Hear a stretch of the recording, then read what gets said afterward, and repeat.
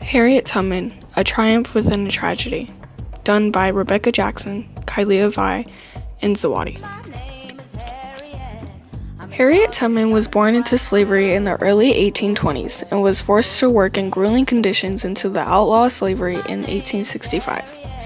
But despite this horrific fate brought upon Harriet with an iron fist and that all the weight of white society behind it, she managed to make good out of the bad situation. Harriet Tubman used her tragic life situation to become more triumphant over slavery by being the conductor of the Underground Railroad and risking her freedom to help others to be freed.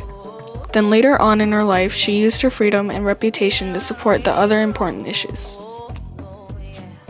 Growing up, Harriet's childhood was that of any other slaves at the time, but with a few unordinary setbacks.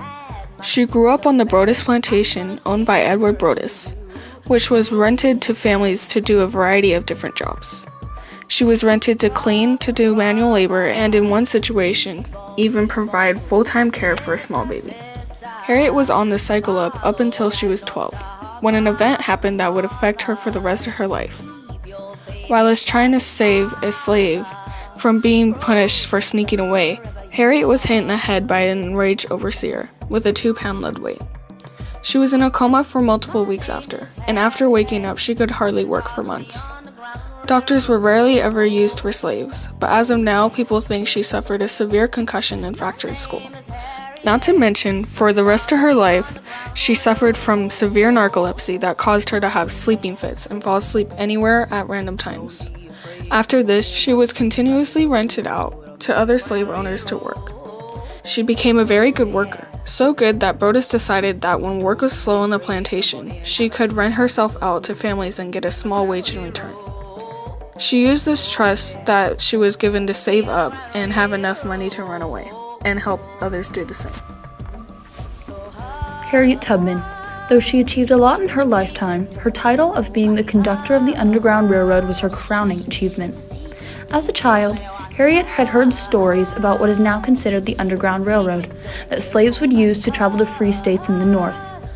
But it wasn't until Harriet had tasted her own freedom that she decided to do all that was necessary to give others the same fate.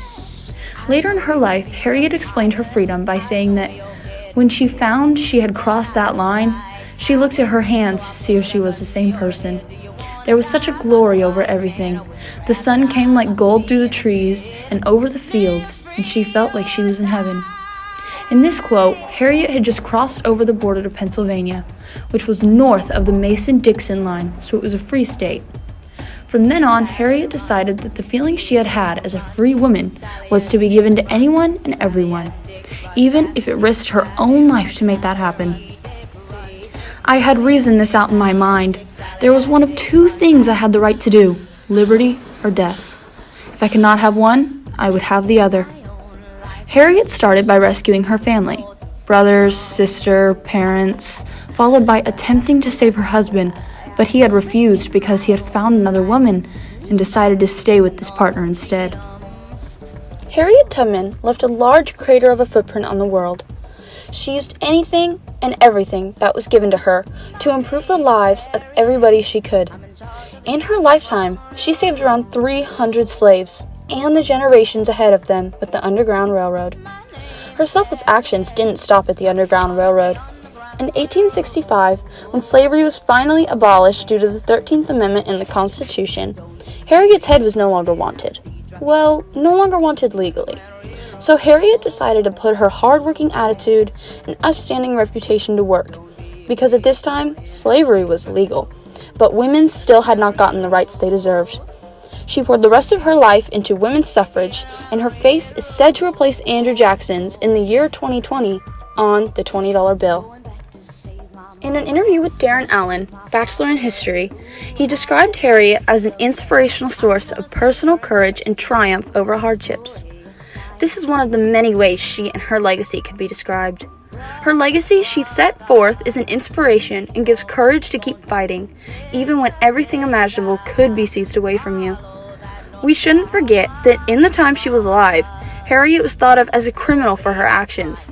that of being illegal and not the norm. But now she has been accredited for the honor and recognition she deserved. In the end, Harriet Tubman's tragic life had turned her into one of the most respected women in history. You could even say she was triumphant. My name is Harriet. I'm in charge of the Underground Railroad. Oh yeah. Don't be afraid. Come on in, have a seat, drop your load on the Underground Railroad. Oh yeah. Don't be afraid. Come on in, have a seat, drop your load on the Underground Railroad. Oh yeah. The Underground Railroad. So hush, it's a secret, don't tell nobody. Hush, it's a secret, don't tell anyone. Hush, it's a secret, don't tell nobody. Hush, it's a secret, don't tell anyone. Harriet, Harriet. Shh, I know your feet are tired, I know you're getting weary, but I don't like cowards, so I'll put a gun to your head. Do you wanna die by the white man, or would you rather die by me instead? Live free or die.